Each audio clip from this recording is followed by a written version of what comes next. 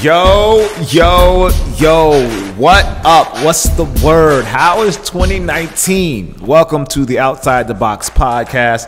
I am Jacques Slade, and I am glad that we are back. And I say we because oh man, this show would not be what it is without the other two individuals. Unless you came here just to hear me ramble about nothing, about going to Mars and about the meteorite, finding out that it's not something special. Okay, I'll stop. I'm sorry. I'm Jacques Slade, but more importantly, I have two incredible partners in crime. That's Tiffany Beers and Nick Engvall. Nick, tell them where they can find you. Nick Engvall, you can find me at Nick Engvall on all platforms, and a site called Sneaker History at Sneaker History on all platforms. But more importantly, I'm actually here to hear both Tiffany and Jacques ramble. So, Tiffany, why don't you go ahead and introduce yourself? Ramble! I'm Tiffany Beers. You can find me on Instagram and YouTube at Tiffany Beers, TiffanyBeers. So it's been a while. First of all, I'm glad to hear your voices again, Tiff and Nick. It's good to see you virtually.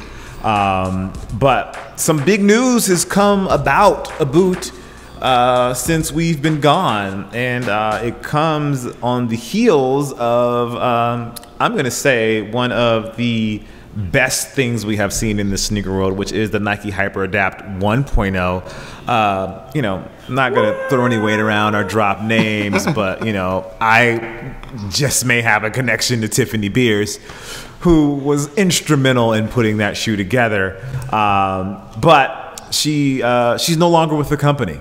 I don't know if people know that. She's moved on to different things, and they've moved on with a new shoe, the Adapt BB, a very basketball-specific version of the self-lacing sneaker. Now, I've had the opportunity to try on the shoe. I've seen it in person. I've held it in my hand. So I'm going to reserve my comments for the end, but I would love to hear what both you, Tiffany, and you, Nick, have to say, your thoughts on the shoe, and what you think so far based on the footage and everything that you've seen.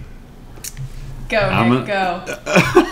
Well, I mean, I'm actually really curious to hear both of your thoughts on it. I mean, I think the Hyper Adapt in general, the first one was amazing. I think that the market wasn't quite ready for the price tag of it, but I think that this new version addresses that. I think that there's a huge opportunity for this to become something that changes the way sneakers are, as a whole for a long time if it continues to go in the right direction.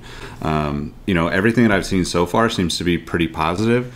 There were some people that just, don't like the aesthetics of it, but, I think that's kind of common with any shoe release at this point, right? You can't please everybody.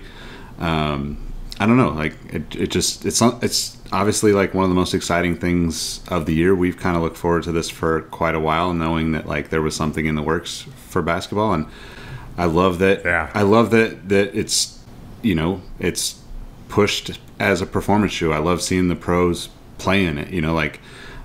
That's just a huge step in the right direction for sneakers and footwear as a whole, in my opinion.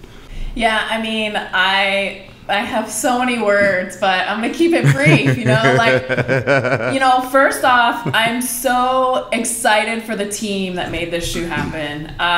They had some crazy goals, and even, I'm speaking as an independent. I don't work for Nike. I haven't worked there for a year and a half. I think that they achieved their goals that they set out to, which is fantastic, right? Like having helped create a technology, and to see them come back out with it at half the price, I'm so proud of that team. They did so good. I'm so glad to see it out there. I think it's fantastic. I can't wait to see it in person, so I can't wait to hear your words on it, Jacques. But I have so many questions. I just want to get one and tear it apart. Right. But I mean, I think it's great, and I think another thing is like it's still a baby step towards the future. They're speaking more about the future and how the shoe's going to be smart. There's still this huge vision that I really hope they go after, and this is still just the early stage. Like in 10 years or 15 years, we're going to still look back on this shoe and be like, holy crap, imagine, did you ever think it was going to really go there? I hope that's what we're looking at right now, you know, is still an early baby step in where they take this technology. No, absolutely. I agree 100%. And so I've had a chance to hold the shoe. And obviously, I think the most obvious is speaking to something that Nick said, aesthetic-wise, it's very Kobe. Mm-hmm. And I think that has a lot to do with Eric Avar. He was the lead designer on the project. And so he, obviously, his design language is you know, obviously expressed through the Kobe basketball line. And so you see a lot of that in the aesthetics of the shoe. But also, you know, people that had huge parts in it are Ross Klein and Jordan Rice. And Ross is more like on the innovation side, whereas Ross is like the smart, I mean, Jordan is more like the smart tech sort of stuff, which is it's really interesting how they married like all of these teams. And that's something that I wanted to talk to you about, Tiffany, is like there's this, it seems like there's this really big marriage of all these different teams that kind of had their hand in the design of the shoe. And I was wondering, like, was it the same way with you with the Hyper Adapt? Was it like the basketball team and the innovation team and then the, you know, the tech team all kind of coming together? Or did you have to lead a lot of that on your own, and like you were like reaching out to other departments? How did that sort of thing go? Yeah, so it's, I mean, if you think of it, it's kind of a consumer electronic more than it is a shoe on some level, right? It's a very, very complicated product. It takes a lot of teams to make something like that happen. And I think for me, you know, when I was working on it for the HyperAdapt 1.0, it was like the first call. Hey, we're building this. Can you help us? So hopefully at this point they're much more established. I would assume, I don't know for sure, but I would assume the teams are much more established. But no question about it, there was more than, you know, 20, 30, 40 key players to make this product happen. If you know anything about consumer electronics, they're very complex. There's a lot of going on. There's a charging system, there's a lacing system, there's a shoe, you know, like there's just so much going on, and all those teams have to work really closely together to make it all happen. So kudos to the huge team that worked on this. I mean, even down to sample makers, and you know, it takes a lot of people with a lot of ideas to pull something off like this. And I think until you work on something like this, you don't really understand how complex and big it is. And so kudos for Nike for going after version 2.0. I think that's awesome. They apparently one wasn't, you know, so bad that they couldn't go after the second one. So yeah, that's, and here I guess the story which you kind of touched on, I think both of you guys touched on this, is like the future of what it is. I think they've put a lot of focus there, and it almost makes this like, it's almost like a computer, like or like a camera where you can update the firmware and you get new features added on. Yeah. So a lot of that stuff is going to be obviously available through the app. Like the app is also an interesting play. It definitely puts it more into like, it does feel gimmicky at first. Like, why do I need an app to lace up my shoes? Why, if I can just push the button. But then like they have the ability, because of the app, to add more presets. Like with the Hyper Adapt, you were able to set one preset and that was it. But with this one, you're able to, you know, set 3, 4, 5 presets, really as many as you want, once that feature eventually rolls out onto the shoes, or onto the app, I should say. There's the ability to change the colors of the dots and all those things, of the buttons, and there's the ability for it to track you. So something that they didn't even activate in the new engine, which I found really fascinating, is a gyroscope and an accelerometer, which is something that you have in your base. Basically, you have in your cell phone. So that sort of technology is going to be available in your shoes, which I'm sure is going to manifest itself in some sort of way that it tracks your performance and how fast you're running or how much you're moving, how much you're staying stagnant. And my hope is that that will somehow translate into training tips to help you become a better athlete, as opposed to just giving you this data, having Nike really take that data and parse through it in a way that can help you as an athlete become better because you're wearing these shoes, especially at that price point of $350. The shoes are obviously expensive. They're not cheap. Even though it is half the price of what it was originally, it's still an expensive piece of footwear. But with that being said, I've been told several times, like the tech in the shoe will outlast the textiles in the shoe, the physical parts of the shoe. So that's not something that you'll worry about. But the thought of being able to upgrade your shoes with a firmware update is fascinating to me. And we've seen this sort of stuff, and we've heard people talk about this sort of stuff when it comes to clothing, to have smart clothes or smart shoes. But it seems like this is really going to be I don't want to say a big step, but a confident step in that direction, and really seeing, the interesting part for me is seeing how the public really takes advantage of that tech. A lot of time tech comes and it's like cool tech, but it has to relieve some sort of pain point or make something better in your life. And if Nike can find out how these shoes can make something better in your life, I think it's really going to help set a big path and a big way for the future when it comes to footwear or smart footwear or smart apparel in general. Yeah, I think you have to look at it like they're making a lot of promises, right? And I hope that they come through on that. And they made the shoe better than the first one was. But a lot of this updates in this tech, it'll matter when they actually do it. So I can't wait to see the firmware rollouts and how they make the changes. And I hope those are big changes. You know what I mean? Like they're setting expectations, kind of like the film did, right? The film set expectation that when you step in, it auto laces, and so they're kind of setting a lot of expectations with this that I hope they come through with and really prove out, because it'll change sport, it'll change athleticism, it'll change how people work out. It will be huge. The thing that's surprising to me is that no other brands are playing in this field yet. I thought for sure by now other brands would be playing, but they're not. I haven't seen anything. That's interesting. Do you think there is a fear of being a copycat in a sense? No. That's a good question. Nick, go ahead.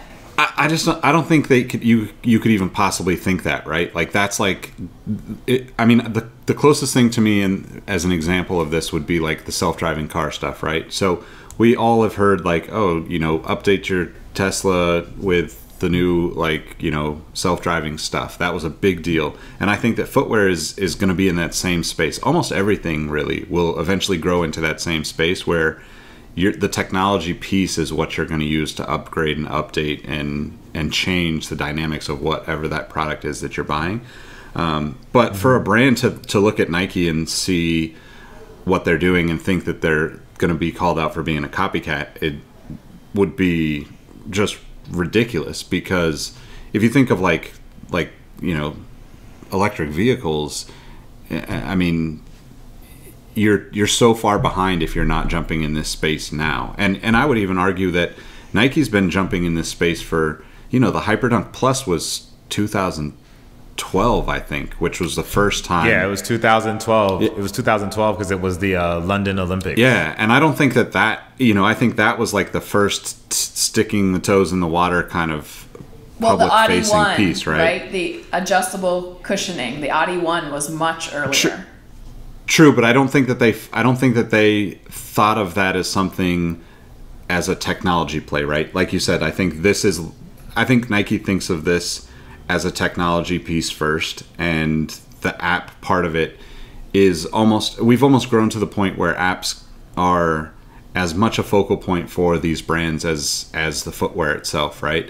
And before that, even in 2012, the app wasn't pushed near as hard as it is now. You weren't pushed to shop on the app the way you are now, or just consume all the content that's pushed out. And then going back to the Adidas, I feel like they were so far ahead, they didn't know where they were going with it, and there was no apps around at that time to really even, you would have had somebody that was crazy visionary in order for them to be at the level that Nike's at, had they continued, from that point on, I guess the best way to put it.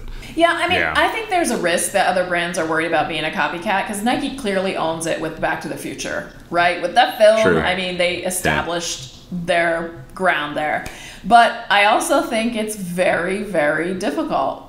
And that's why we haven't seen other people playing in this world. Like there hasn't even been, originally, I remember seeing some Kickstarters with some like manual versions of kind of like an auto fit or something like that.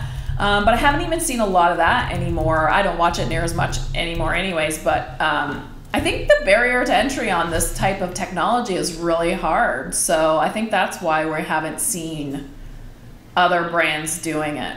That's interesting. Yeah, I mean, for me, I think that the future of it is where the fascination lies. I think we're all at the point where it's like, oh, that's cool. But it's like, now where does it go?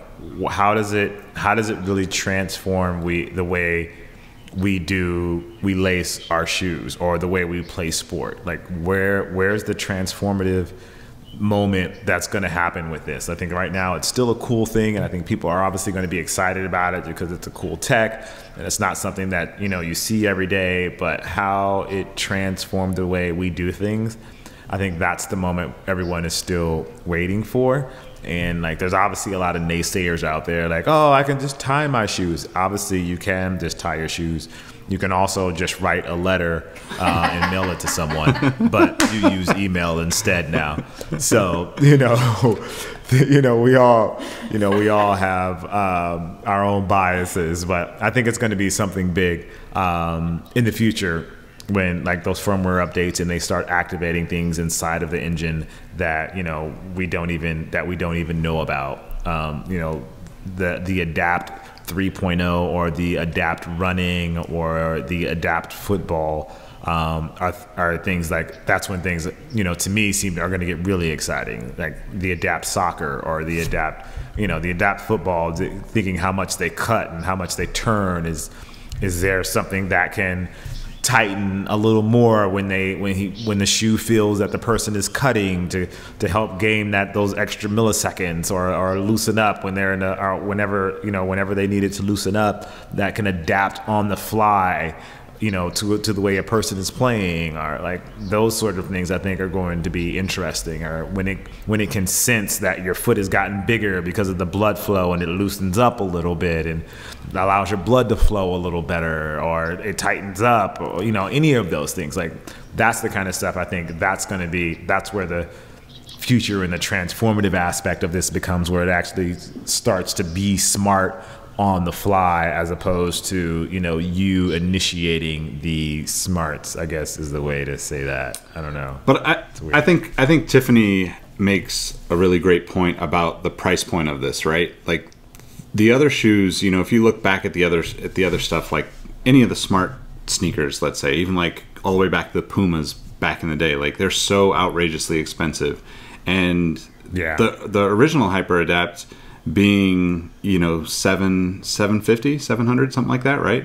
I mean, $720. Yeah, $720. Now I think that's like a little too much for the general consumer to get into. You're always going to have those people that are like, jumping in to just be the first ones in that shoe and have that experience.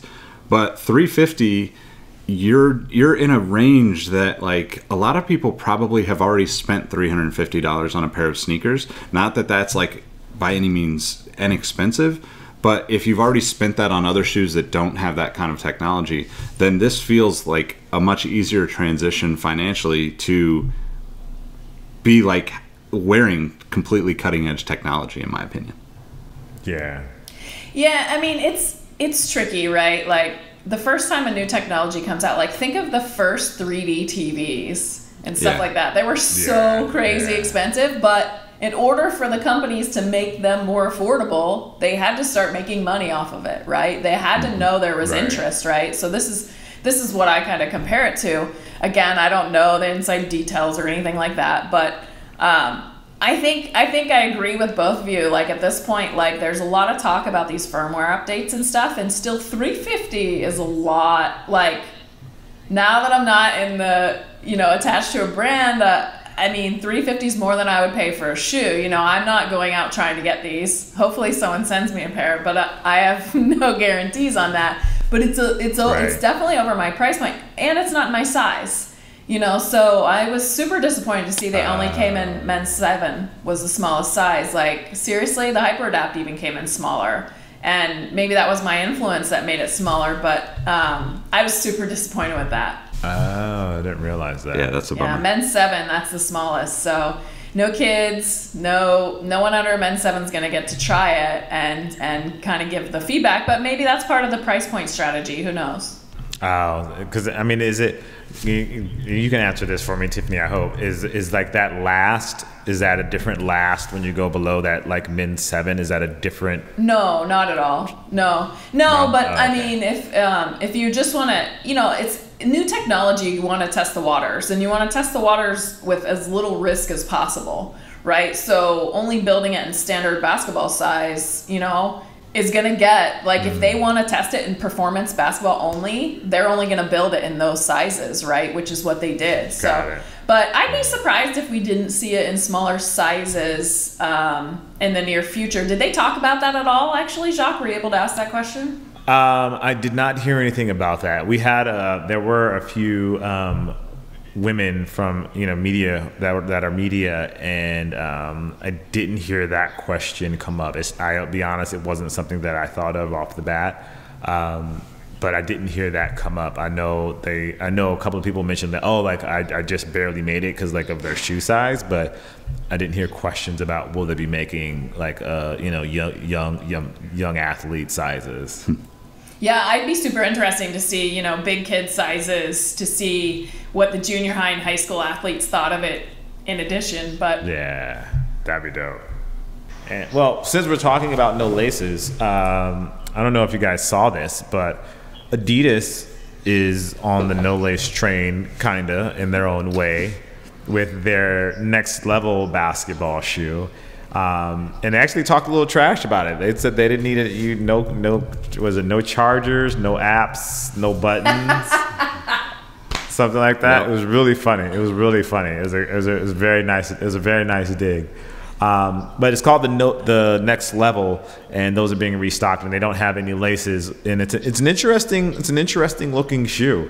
I imagine it's pretty hard to build a basketball shoe without laces. Basketball is obviously a really demanding sport with all the different ways that you would need to move.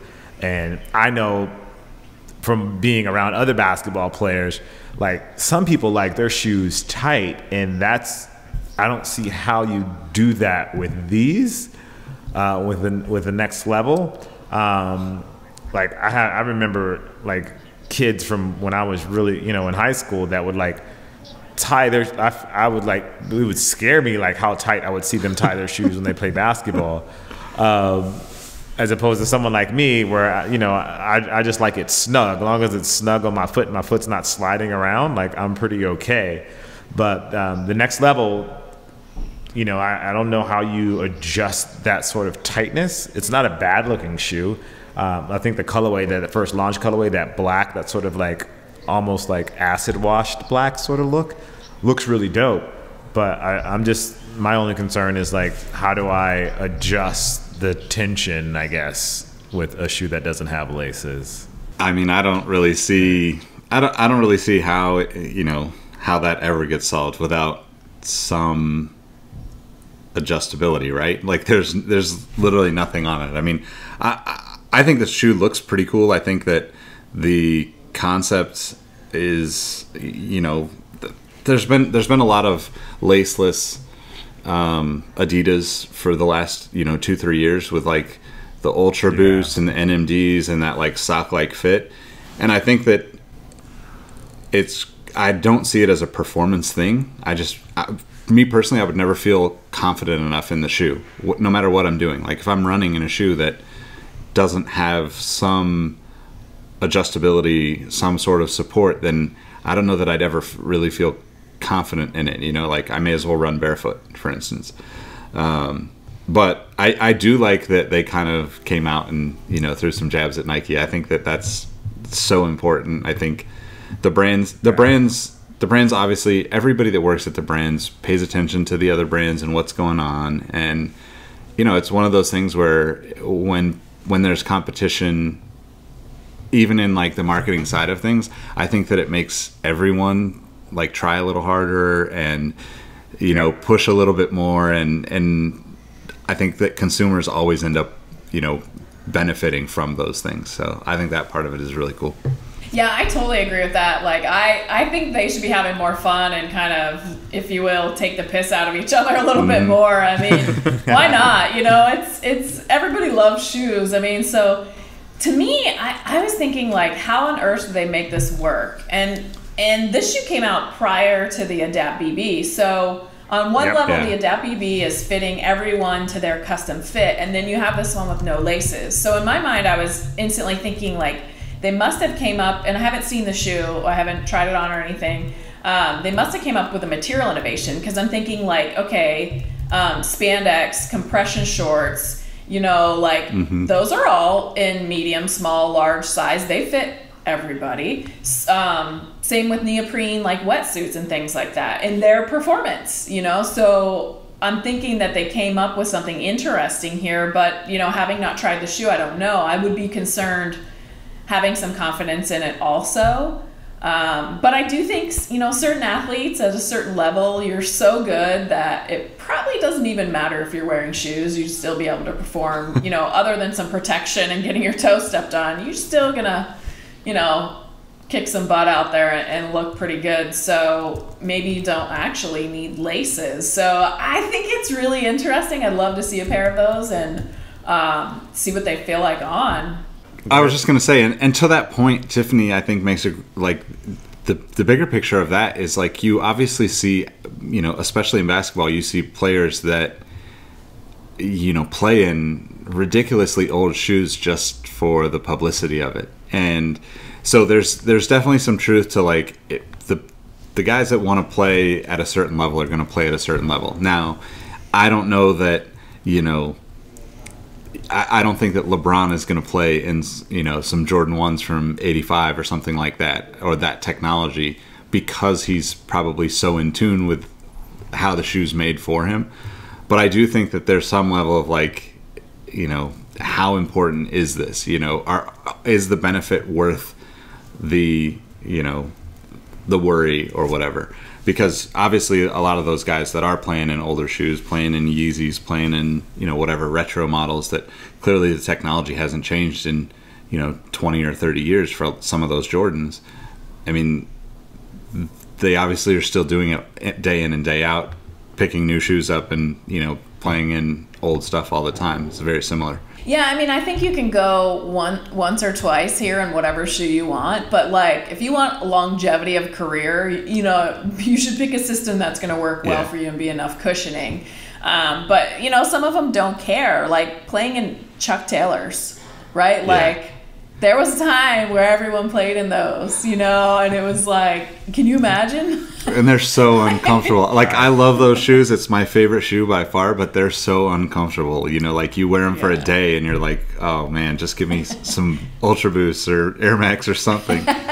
My dogs are barking. Yeah, exactly. Right. Yeah. I love them. I put insoles inside mine. I've gotten to the point where I love them so much, but I just slide an insole in there to just kind of help a little bit, just to make them a little bit more comfortable, because they're the worst. Yeah, I mean, it's an interesting shoe, but I guess at the end of the day, it just depends on, I guess, what you're comfortable playing in. Yeah, I'm just not sure about like that tension aspect. Like they otherwise, like Adidas is great in basketball. They make good basketball shoes. Like it's not a question about whether or not they make good basketball shoes. It's, I guess for me, it's really the performance angle. I think I'd be worried my foot would slip out at the end of the day. Yeah. That's my concern, that my foot's going to slip out. I'm going to do a cut and my foot's going to slide right out of the shoe. I mean, they did make it a high top though, which obviously I imagine makes it harder to come out of it. but like I don't even want that in my brain. Like I feel like if I'm thinking about that, then I'm going to end up doing it. Yeah, you must be playing some serious ball. You know what I'm saying. I'm not. The next story, I'm not going to lead it off because I'm very partial. So Tiffany, I'm going to let you talk about the start of the PG3 and NASA collaboration because I don't want to start fawning over it right off the top. So I'll let you kick that off just so I don't, seem like too much of a fanboy. Well, NASA's been a popular topic lately. We've seen some Vans. We've seen some, Tom Sachs from Nike. That was always kind of a space/Mars play. Now we have the PG5, right? Which they're doing a lot of cool colorways in. They're doing a lot of interesting stuff. And it's sort of attached to the gaming world a little bit, right? With PlayStation. So I'm not surprised by this NASA version. Nick, are you? No, not at all. I think we kind of hit on this last season talking about NASA. It's such a like hot thing for everyone right now. But I do think that it's cool to see. I just think it's cool that Nike is doing a lot of stuff with Paul George. I think that there's something about him that's appealing on a different level than most of the other athletes that are I guess the best way to put it is like if you look at somebody like, I'm going to lump Jordan and Nike together on this, but if you look at Kevin Durant, there's a lot of people that just don't like his choice to play for the Warriors. So you've kind of cut out a lot of the opportunity for him to do things that are really broadly, appreciated. And I think Russell Westbrook has. He has a style sense that's a little out there for general consumers, and I think personality wise and he's kind of abrasive in a lot of ways for a lot of people. All these guys are incredible athletes and I admire them for many reasons, but I think that Paul George kind of is like this anomaly in the space where there's something different about him, in my opinion. And I think that it's really cool that they're looking at that shoe, especially with a lower price point than most of the others, where you're looking at, what is it, 120, 140, somewhere in that range for his line. And now you have the whole PlayStation series, the NASA, I hope there's more than one shoe. And I love that that's happening for a guy that seems really admirable, and also at a price point that's one of the most affordable in the signature world. That's just awesome to me. Yeah, I mean, and space is so inspiring, right? Like each one of us. I mean, Jacques maybe has imagine this a little more than myself, but you can imagine going into space and being stuck, and you need lightweight gear, you need durable gear, and this is so perfect for Paul George. And I was thinking so far into the future that I called it the PG5, but it's actually the 3. So the 3, yeah. Watch for those next 2 versions being awesome, I'm guessing. But yep. I mean, space is like the ultimate kind of hardship, if you will, for like someone that's thinking out into the future and travel and just such a dynamic environment that it's fascinating to see. And I really love what they did with the shoe. But let's talk to our NASA expert. Jacques, what do you think? Gosh, I've just been waiting to talk. So obviously I'm super excited about this collaboration. NASA obviously has just been like a point of reference for me as far as like things that inspire me, like a lifelong thing that inspired me. So to see that kind of come together with basketball is obviously super dope to me. Paul George is from Palmdale. NASA has a headquarters out there. So that's where that connection comes from with the shoes. But I think this is one of the better NASA collections. I think it has a strong NASA presence. They use the orange of the jumpsuits. It has the logos. It has the blue from the new sweatsuits. So it's like all of that stuff kind of tied in together just to make this like the basketball shoe for Jacques Slade. Like they could have made one pair of these and I would have been happy. Like I have no complaints. So for me, this is all good. For those that don't know, I think these released this weekend or either next weekend, but they're super, super dope. And some people are tired of the whole NASA tie-in and they're like, oh, NASA this, NASA that. We've seen a whole bunch of NASA stuff. From my perspective, keep the NASA going. I'm all for it. Look, NASA, if you're listening, I still want to go to space camp. So if there's an opportunity for an old guy to go to space camp, I'm available. I promise I won't beat up any of the kids that come to space camp. I just want to go. Just to put that out there, and I'll wear these shoes just to kind of seal the deal if that helps. But I'm really excited about it. I'm really excited. I just love this. I love the look of it.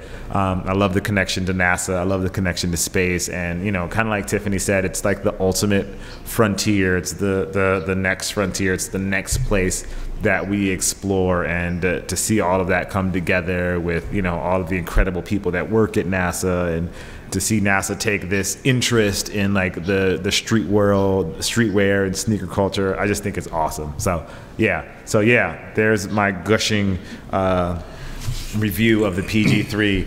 God forbid I get a pair to unbox, because people are just going to be like, you are a Nike shrill. I'm going to be like, I am a NASA shrill, first of all. Get it straight. But yeah, I love it. I'm all for it, and definitely looking forward to trying to get myself a pair. And it would be really dope if they came with like a spacesuit or something. Then I'd really lose my mind. But we can only go so far, I guess. But anyway, enough of my praising NASA here. Hopefully NASA's listening. Don't do that for nothing. A really big news that came out this week is from I say a friend of the show, Dwayne Edwards. For those that don't know, he runs the Pinsole Design Academy in Portland, Oregon, and Foot Locker invested $2 million in his school, which is really, really cool. So Dwayne was formerly a designer at Jordan Brand, and really helped bring the brand into bring Jordan Brand into like this new millennium, and has created a school to teach kids how to design, which is really cool. Every year he holds a footwear competition, and the kid that wins actually the person who wins, their shoe design is actually created, and it goes to retail and to stores. And it's really cool to see, I think, Foot Locker take this sort of approach to the product that they have inside of their stores and invest in the creation process, as opposed to doing stuff with like a Nike or Reebok or Adidas where stuff is already done and really they're just buying product. This puts them I would say almost at the forefront of the creation process, and I think that seems like an exciting way for retail to go. I definitely think so. I mean, I think Foot Locker is positioning themselves in a really can't lose situation with both this, and I believe I think we touched on it in a previous episode, but they invested also in Super Heroic, which is Jason Maiden, who also designed under Dwayne Edwards at Jordan Brand back in like 2009, 10, 11, something like that. But I think that I just think that it's so important it's going to be more and more important for companies to put their money where their mouth is, so to speak, and like be a part of the community and be a part of the culture that exists. And sneakers is kind of like the one of the bigger, I would say, communities or like groups of people that are very like particular and very can kind of like almost like make or break what cool is. And it's not that like that 20% of people or 30% of people that are sneakerheads spends all the money and decides what things are cool, but they do influence like the general consumer, the person that's not paying attention to this news today, that hears through word of mouth that, oh, this is a cool company because of this, this, and this. And I think that Foot Locker kind of, you know, being involved with these companies at such a, you know, not at a low level in terms of like the, you know, obviously the length of the business being around, because Dwayne's been doing this for quite a long time. But I think that them getting involved now is a huge investment in, you know, 2, 3, 5, 10 years from now, working with them as those, you know, I really see like the kids that kind of go through this actually, you know, being a part of a Foot Locker and actually having influence on the products that are designed specifically for Foot Locker down the road. Like that's kind of the end picture for me. But I think it's awesome. And I think, you know, Dwayne's been doing this for such a long time. You know, I remember back in like 2008 or 2009, he was doing Under the Future Soul banner when he was at Jordan Brand. And I actually got to be a part of one of the, like, you know, voting sessions at Englewood High School for the original kind of Future Soul thing. And it was so inspiring to see how passionate he is about teaching design and how excited he gets kids that would otherwise never know the opportunities that are out there. And I think that's just such an admirable thing. And I'm just like so happy to see, you know, more money and opportunity headed his way with this. Yeah, I mean, huge points to Foot Locker. Like, surprised by the investment in Jason Mayden's brand, right? Super heroic, awesome. Surprised by this investment too in pencil, and I was thinking, why would they do that, you know? And then I realized, well, they're investing in their own future, right? They can't control Adidas, they can control Nike. They sell a ton of shoes. Why not invest in their future and get to these designers younger and help them become who they want to be? Like, I don't know about you, but anyone who's ever inspired you and helped you become and do something you wanted to do, there's some loyalty there. Yeah, so I think this is such a brilliant move. And what two better guys to support? I mean, I absolutely love how Pencil runs. I mean, they work in teams, right? So you get a color designer or materials designer, you get a footwear designer, and then like there's 3 people, and they make sure that all 3 of those people are from like different countries, so completely different cultures. And then a lot of kids get scholarships to it and stuff like that. So I can't wait to see what they're going to do with this money, and just invest in the future of footwear. I think this is actually going to catch some of the bigger brands' attentions and be like, what are we doing? What are we doing to help the future of footwear design? You know, like, it's not just about selling the shoes. It's about, this culture's grown so big now that it's more than just selling product. It's building loyalty and things like this. And so I can't wait to see what happens here. And I hope that Pencil actually comes out with maybe a women's focus. That'd be cool. More yeah, women that'd be sneaker awesome. designers. Like, where are all the women in this world? And like, I want women designing women's basketball shoes and men's basketball shoes. You know, we just saw actually the first female NFL ref, right? Is that correct? Yeah.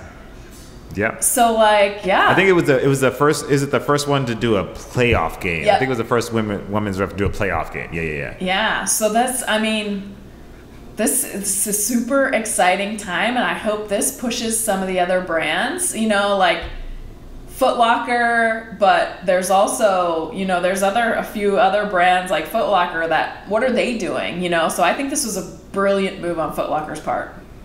Yeah, I agree. Yeah, it gives them the opportunity to really get in early and really, you know, help cultivate that next generation of footwear designers. And like you said, they have that loyalty to the brand, which, you know, in this situation there really is no brand, but they have the loyalty to, I guess it'll be Foot Locker, which is really cool. So big kudos to Dwayne. Yeah, I was going to say, it's very different. If you're looking at designing a shoe and you're a designer for Nike and you're designing a Nike shoe, that's one proposition.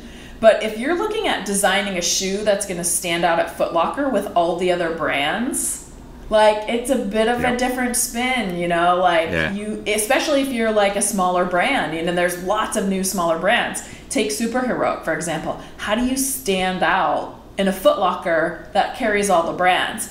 Those skills, those would be fantastic to learn for these young kids designing shoes. I mean, I would take a student that's learned that over someone who's worked for a single brand for a decade or so, for sure. That's awesome. That's awesome. Now, for anybody out there that's listening and you have no idea what Pensole is, check out pensole.com, PENSOLE.com, and there's a lot of information there. They have classes, they have competitions, and it's just a really great program if you're an aspiring designer and you want to learn a lot more about that craft. Like, that's the place to go. Get in contact with Dwayne. He's a really good, amazing guy, and we'll usher you in as much as he can and walk you through that process. He's just a really, really smart, really incredible guy, really talented designer. So if you want to check it out, it's pensole.com. They're not an advertiser or sponsoring this show or anything like that. I know all three of us are kind of gushing over them,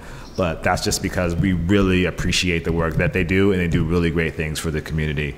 And you know, these are lessons that you can't necessarily learn out on your own, or it would take a very long time to learn on your own, and they're able to really give you that information through the classes and the workshops that they offer. So again, check them out. It's definitely worth your time. And before we get out of here today, we obviously have to talk about Big Baller Brand.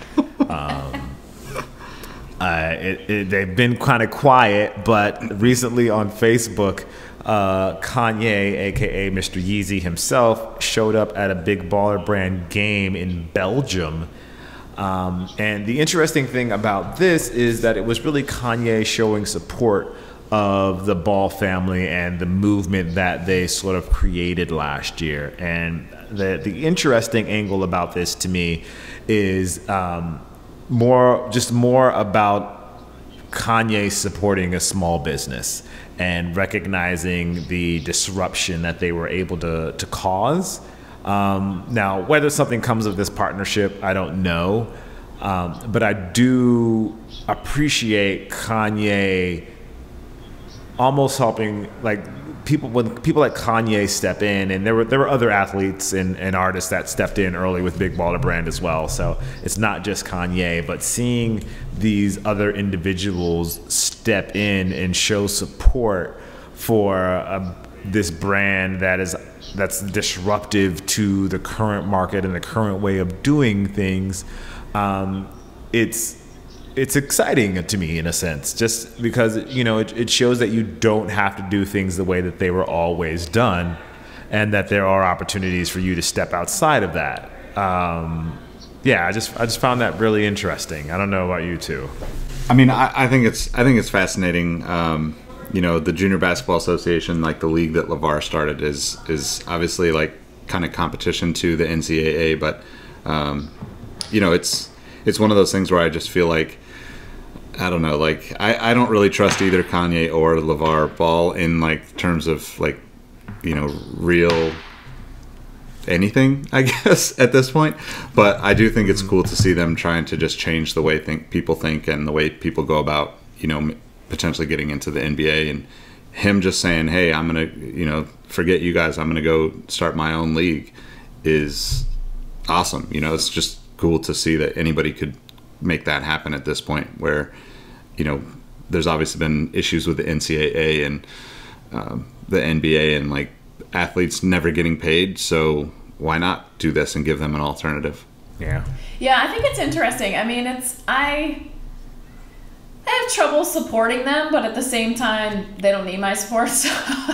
But, you know, it's like, I love the new ideas, and some of these wild ideas, like, I love that they're trying. You know, they're trying to change it. They're trying to do something different. Both Kanye and the Ball family, you know, they started their own brand, you know, like they don't want to deal with how things are. They want things how they want them to be, which I think is really interesting. And that takes us into the future, right? And like challenging the status quo and challenging the way things have always worked. That's where we need to go with a lot of things. So I admire how they do that, you know.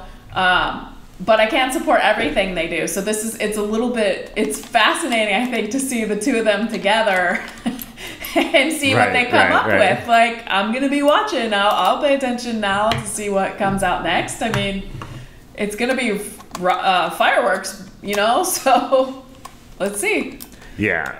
I mean, I think that pretty much nails it. It's great to see them carving their own path in a sense, and really setting up a system that that other people can follow down the line of, like, oh, I don't have to do things this way. I can do these things on my own.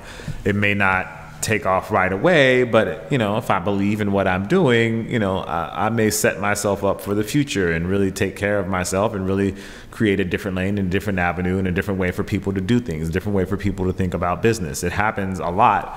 We just necessarily don't see it, but I think this is something we're kind of seeing play out right in front of our eyes. So it's an interesting, and I think it has less. I think I'm more fascinated less by Lavar and Kanye, and more by the what's the word I'm looking for? I'm more fascinated by the way they're going about doing things, the way they're kind of carving their own path. I think that's what's more interesting to me than it is what they do individually as human beings, if that makes any sense. Yeah. I think that's it. Yeah.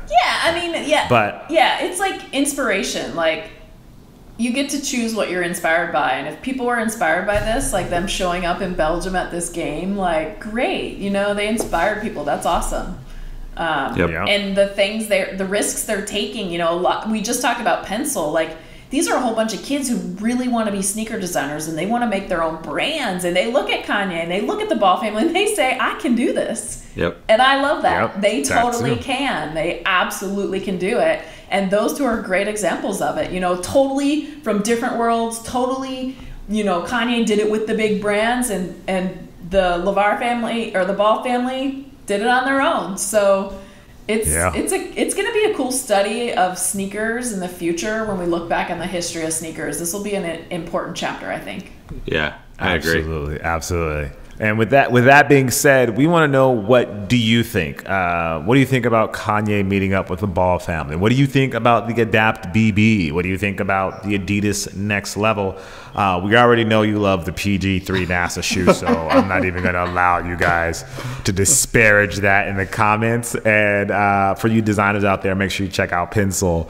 But before we get out of here, I am Jacques Slade. You can find me on all of the internets under the heading of Cousteau, which is Kustoo, and it's literally everywhere. Twitter, Instagram, Snapchat, YouTube, Tinder, Pinterest. I think my LinkedIn is Cousteau. Literally everything, TikTok, everything. It's all Cousteau. So if you want to find me, you can find me at Cousteau. But really, that would probably be a waste of your time if we're going to be totally honest. If you want to see a guy ramble on about NASA, which you probably don't, then I don't suggest you come look me up. Really, you should look up the other two here, because they have valuable, worthwhile things to say that add value to your life. So Nick, tell them where they can find you. At Nick Engvall, NickEngvall on all platforms. I'm not on Tinder, but I'm on all the other platforms that Jacques mentioned. And Bumble. Yeah.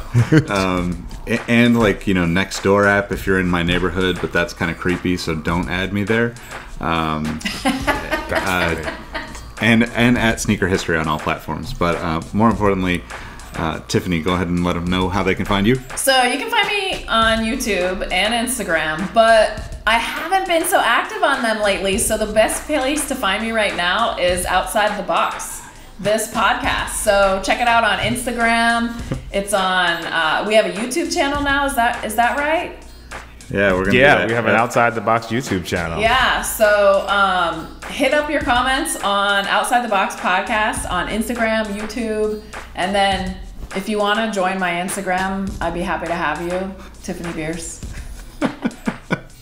Yeah, Tiffany's got a big, important job she's got a smart person's job, and so she can't tweet and stuff as like she used to. She's important, people. Well, we're and lucky we have her here on the podcast. I moved, and so it's just been so busy, and I haven't paid much attention, and I miss you guys. So season 2, Outside the Pods, we're here, we're back. Yes, I love it, and we are back. So again, check us out. What is it? Outside Pods next? Oh, Lord, Outside Pods. Outside Pods all over the webs and all the internets. We appreciate you guys. Thank you for listening. And we'll see you guys or talk to you guys next week. Peace. See ya.